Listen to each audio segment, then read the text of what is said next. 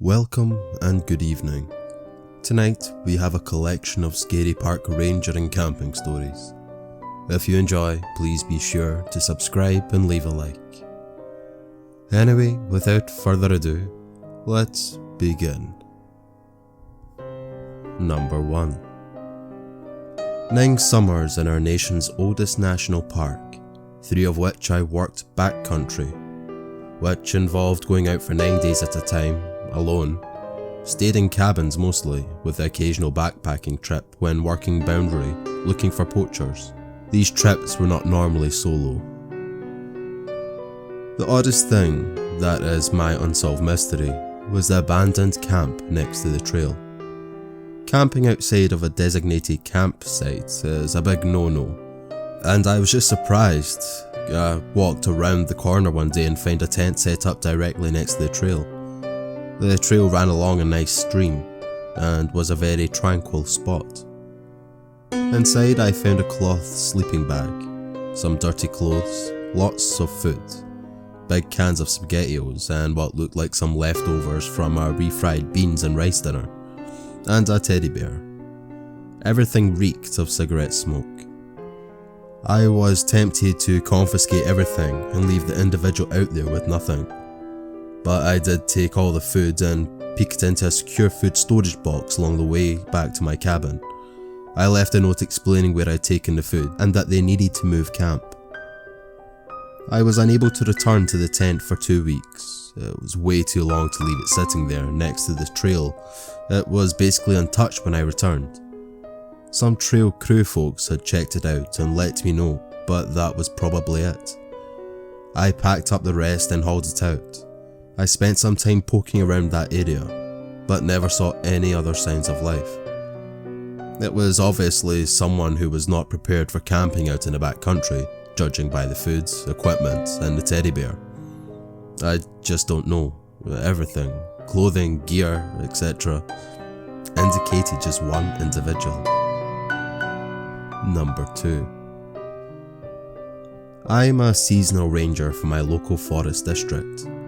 Despite the fact that I live in a fairly suburban area, the forest preserves still make up 12% of the country, which much of the property being heavily wooded, not far out of wilderness, but pretty secluded in some areas. Being a seasonal employee, I have been on the job for a bit over a month now, but in my short time here I have found some strange things. The rest of the rangers say we find about 1 suicide a year. So here was the one for the year. When we go around opening parks each day, we drive through to make sure everything is okay. In this instance, I was driving through and had just lost sight of the road when I saw a man hanging from a tree in the clearing. He had hung himself. I called the cops and the coroner. The coroner took an hour to show up, and he was the only one with a ladder long enough to cut the guy down. So I stared at a dead guy in a tree for an hour. Number 2. A crazed, drugged up, naked man running around a parking lot. Took me and 3 other rangers to catch the guy. When we did finally catch him, we found out he had multiple cuts across his body from running through bushes, and a rock lodged firmly up his ass. Number 3. A headless deer. Normally when a pack of coyotes take down a deer, yes, we do have a bunch of coyotes around here, they leave bite marks all over the body along with torn off flesh everywhere. But the head was cleanly sliced off and placed directly next to the body, meaning this is something created by human intervention. We still haven't figured that one out yet either. And yeah, I've only been there 5 weeks so far. Number 3. Park ranger here. Another ranger and I were out on a search and rescue call once. The missing person was a man in his 20s. He had gone hiking and had not returned the day that he intended to. When we got the call, it was nighttime, but we hiked in a few miles and set up camp on a ridge that had a pretty good view. He had gone into the woods prepared, so we decided to wait until daylight before beginning the search. About 2 AM I get up and I'm taking a piss when I see a moving light at the base of the cliffs across the valley and a few miles away. Looks like a flashlight beam. I tell the other ranger and we make the decision to keep waiting for daylight. The next morning we decide to go check out the area and bring this guy home. He gets to approximately where I saw the light the night before and start to call his name. Soon we find his body at the base of the cliff. He had fallen 60 feet on his head. The body was badly mangled. We radio back, it has now become a recovery instead of a rescue.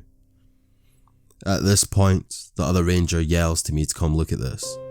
Lying 20 feet from the man's body was his mag light.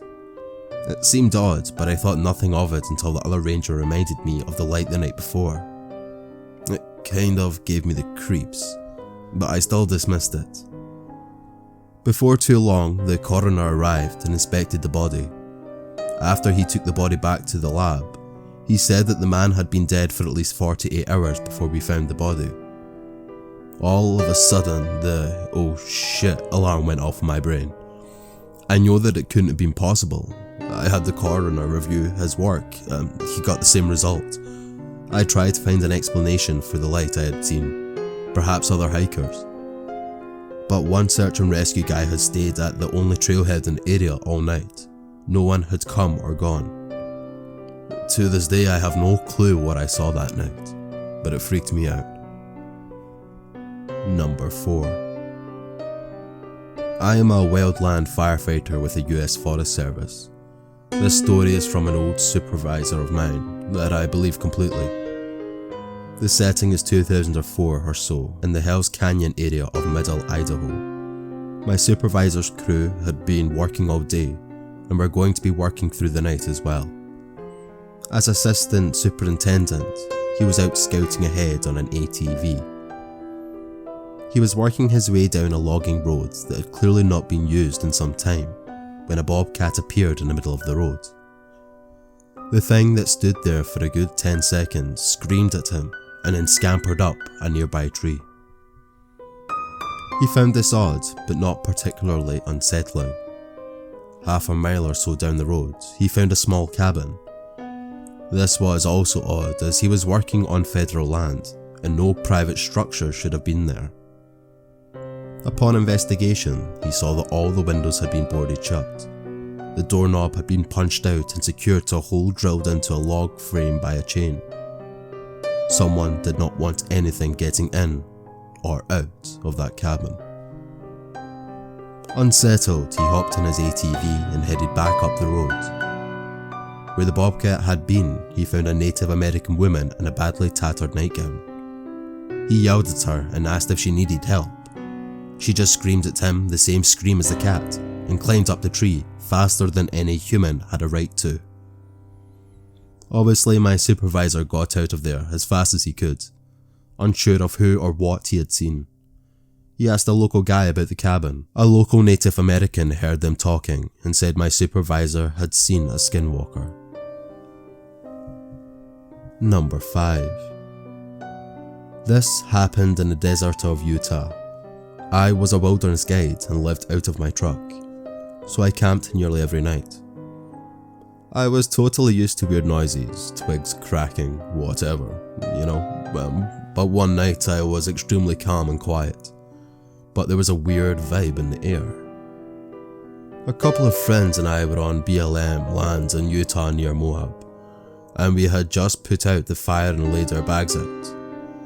Just as I was starting to fade out, something grabbed me by my wrist and jerked my arm straight up into the air. I sat up immediately, and 2 of my friends bolted up at the same time. It happened to all of us, and we couldn't explain it. Nothing else happened, but still makes the hair on the back of my neck stand up when I think about it. Number 6. When I was doing trail clearing, there was a lot of strange shit.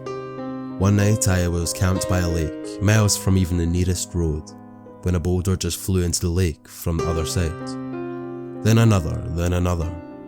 The boulders looked to be several hundred pounds, and the lake exploded when they hit. They looked wider and taller than me. I'm over 6 foot. I didn't really sleep that night, but my hatchet and Kabar were my cuddle buddies. Number 7. We were camping around different areas of the US, hitting 13 different states. It wasn't a trip with a firm itinerary. We drove through Amish country in Indiana, despairing that we wouldn't find a campground as it was late in the day. But in the middle of Amish country we found a lovely campground with a nice big pond for swimming. We were the weirdos who do tent camping, and you have to drive down past this field to the tent camping area. There was a nice forested area and we had it all to ourselves. But here comes the really odd part. There was another occupied campsite down there, but it looked like the people had been beamed up by aliens. Food was left out, bottles of mustard, mayo and plates were on the round picnic table. The one tent was blown over by the other, which was still firmly staked. We mentioned this to the campsite staff, who said, "Oh, that is so and so spot. He was supposed to be looking after all the tent spots. They had no idea he wasn't there." We wondered if someone was dead in the tent, so we cautiously checked. No dead bodies, just sleeping bags. So yeah, definitely aliens, right? Number 8. This happened about 8 years ago, when I was 21 and working as a camp counsellor for a Camp Tommy in Fishkill. The place is basically a bunch of cabins in the woods on top of a mountain, each cabin a half-mile apart from the other, so you are pretty isolated in the woods. One night at about 1 AM I was sneaking off to meet my camp girlfriends. You're supposed to stay in your cabins after 10, as was usual, and was cutting through some woods to get to her cabin. Suddenly, I heard rustling in the woods and stopped to investigate it. There are bears, other animals, so I was expecting something like that. This 3-foot tall humanoid type thing suddenly jumped out of the bushes and looks at me.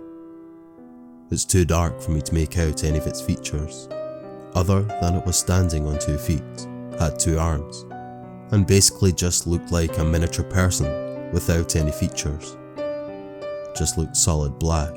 If it had clothes on, I would have been able to notice that. I was curious what it was, so I started walking towards it, and it spooked. Bolting back into the woods, I'll never forget how mechanical it looked as it took off running. Its whole body basically shifted 90 degrees, like if someone was doing the robot dance, and it just took off. I've never seen anything on 2 legs run that quickly, so I was pretty confused about what it was. I am a pretty fast runner, and a fit person in general, but this thing was on another level of fast. As much as I try to make sense of it, I still to this day have no idea what it was. It was very human, but too short to be a human.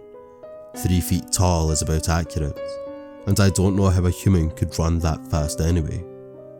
I have no idea, but it's always bugged me. I mean, maybe one day I will go back to try and find this creature again. Who knows? Number 9. I have seen weird lights, heard weird sounds, found weird stuff in the woods before, but the one that sticks out was years ago. I was camping at a friend's property in South Texas. While asleep in my tent, I suddenly wake up in the middle of the night. One of those from dead sleep to wide awake in a half-second things. I can feel something is outside the tent, but I don't want to look. I have considerable camping and hiking experience, so I'm not freaking out at this point too much.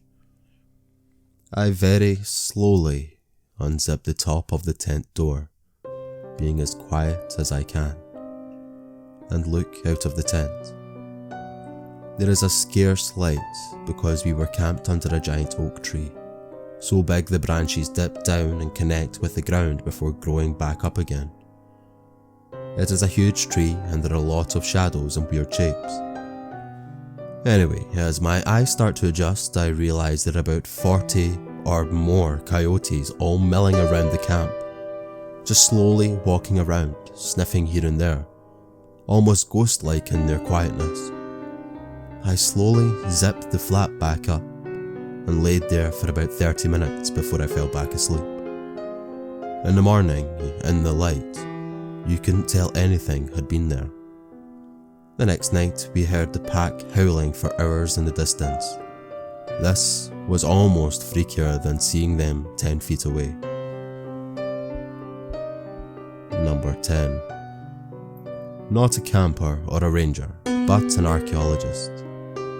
A few years back, we were doing a massive survey in the middle of nowhere in the interior of British Columbia. All the crew had gone home and it was just my boss and myself left for a few days to follow up and confirm some coordinates and finish some mapping. We head out from the motel an hour or so into the bush, in the middle of nowhere along deactivated logging roads. The closest town is miles and miles away. We hike out to this one area we had found a few weeks previously. For some reason the whole area just felt off. So we get down to business, and about 15 minutes after being hunched over mapping, there is a weird, deafening whomp sound. Like I could feel pressure in my ears. I immediately looked at my boss about 20 feet away, and he is white as a ghost staring back at me. While standing there, it happens again. Whomp.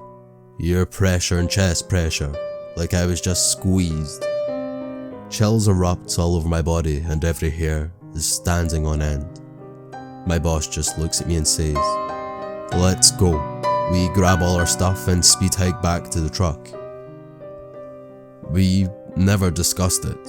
No clue what it was, but I've never been so freaked out in my life. 10 years later, and I still get chills. Thank you all for listening. If you made it to the end, let me know what your favourite story was, or if you have some of your own camping stories. It's been a pleasure, and as always, I'll see you all in the next one. Thank you.